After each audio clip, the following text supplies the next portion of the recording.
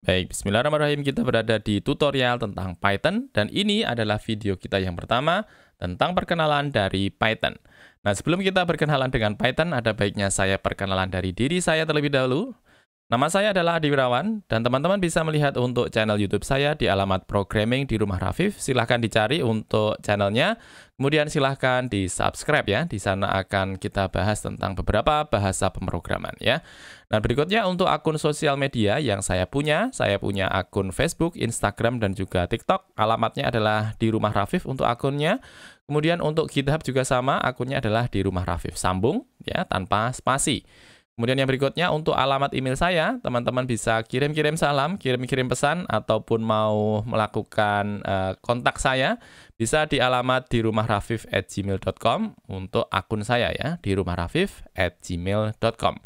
Kemudian berikutnya, kalau misalnya teman-teman mau melakukan donasi terkait dengan perkembangan dari video-video yang saya buat, silakan saja dialamatkan ke saweria.co ya, .co bukan .com ya, .co, saweria.co, kemudian slash di rumah Rafif. Nah, itu perkenalan singkat dari saya. Kemudian kita masuk ke perkenalan yang sebenarnya tentang perkenalan dari Python. Nah, apa itu Python? Python adalah sebuah bahasa pemrograman tentu saja. Di sini kita akan bahas tentang bahasa pemrograman. Dan dirilis pertama kali oleh seorang bapak-bapak keren yang bernama Guido van Rossum. Di tahun kapan? Di tahun 1991 ya, cukup lama ya. 1991. Nah, mengapa Pak Guido van Rossum tersebut memutuskan untuk memberikan nama dari bahasa pemrograman yang dia punya dan akan beliau rilis ini dengan nama Python ya. Padahal Python kan adalah nama ular.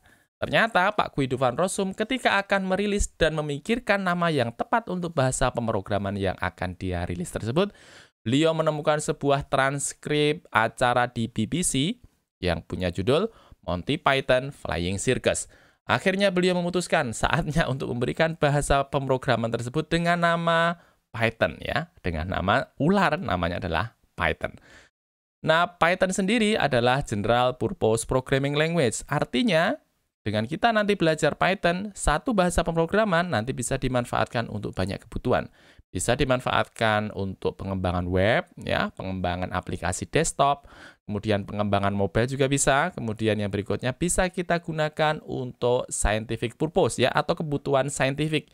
Misalnya kita gunakan untuk analisis data, ya, kemudian kita manfaatkan untuk kepentingan kecerdasan buatan atau AI ataupun machine learning ya, dengan belajar yang namanya Python, dan dia adalah General Purpose Programming Language. Satu bahasa pemrograman bisa dimanfaatkan untuk banyak kebutuhan.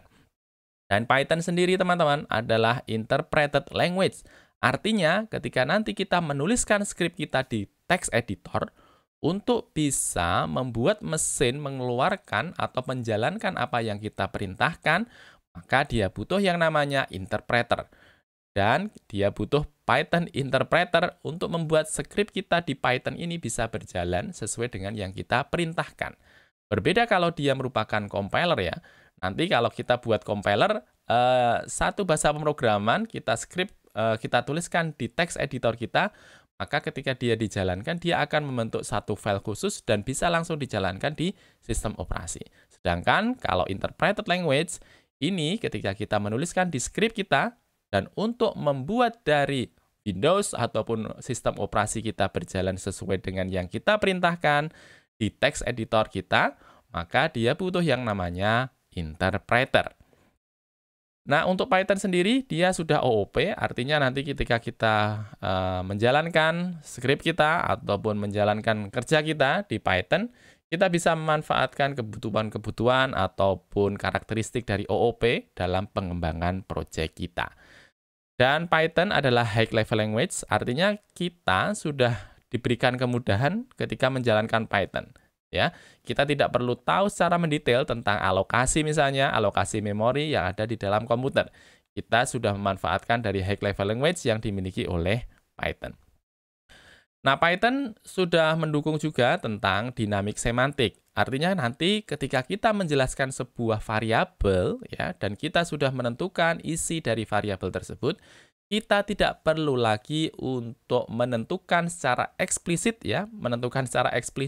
tentang tipe variabel yang akan kita buat tersebut. Misalnya, di sini kita akan membuat sebuah variabel dengan nama angka misalnya, ya. Dan angka tersebut akan berisikan integer. Kita tidak perlu menuliskan untuk definisi dari variabel angka tersebut dengan kita menentukan secara eksplisit bahwa variabel angka tersebut adalah integer.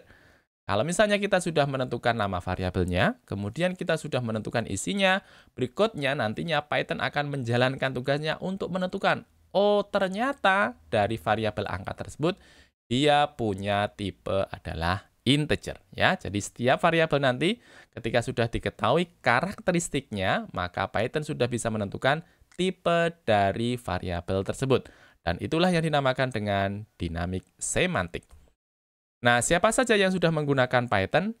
Jadi, raksasa-raksasa besar teknologi kita sekarang banyak menggunakan Python di belakangnya. Ada Google, kemudian Facebook, kemudian Instagram, Spotify, Quora, dan juga Netflix menggunakan Python di belakangnya untuk mengembangkan produk-produk yang mereka miliki. Nah, tentu saja kalau kita belajar Python sudah merupakan investasi besar ya, karena raksasa-raksasa besar teknologi juga menggunakan dari Python itu sendiri. Nah, mengapa Python begitu populer? Kita akan tahu bahwa ketika kita menuliskan skrip di Python, sintaknya nanti begitu mudah, teman-teman, ya. Mudah dalam arti mudah dibaca dan juga mudah dimengerti. Nah, kemudian yang berikutnya, Python sendiri serbaguna, seperti yang sudah kita sebutkan sebelumnya, bahwa dia adalah General Purpose Programming Language, satu bahasa pemrograman bisa digunakan di banyak kebutuhan, ya, dari mulai web sampai dengan analisis data. Kemudian dia open source, banyak digunakan dan juga bisa dikembangkan sesuai dengan keinginan kita nantinya. Kemudian banyak modul dan juga libraries yang tersedia, sehingga kalau misalnya kita butuh sesuatu terkait dengan pemrograman, ya, terkait dengan fitur-fitur, kita bisa coba cari terlebih dahulu untuk modulsnya. Kita bisa cari terlebih dahulu untuk librariesnya. Daripada kita membuat dari awal, lebih baik kita menggunakan yang sudah ada, karena sudah banyak dikembangkan, sehingga akan tentu saja memudahkan urusan kita. Kemudian karena dia basisnya adalah open source, tentunya akan banyak komunitas yang besar dan juga aktif ya, yang akan membantu kita kalau misalnya kita butuh bantuan. Dengan cara kalau misalnya kita perlu sesuatu, kita bisa coba cari dulu di Google ya, kemudian kita cari di forum-forum ataupun website-website yang terkait dengan Python.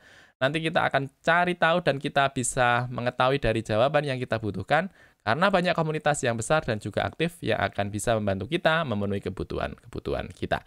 Nah, itu tadi perkenalan tentang Python.